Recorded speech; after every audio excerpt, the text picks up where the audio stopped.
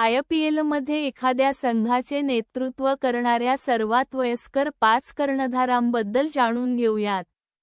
Chennai super किंग्जचा कर्णधार महेंद्रसिंह धोनीचे वय 43 वर्षे आणि 317 दिवस इतके आहे. ऑस्ट्रेलियाचा माजी क्रिकेटपटू शेन वॉर्नने वयाच्या 41 वर्षे 249व्या दिवशी राजस्थानच्या संघाचे नेतृत्व केले.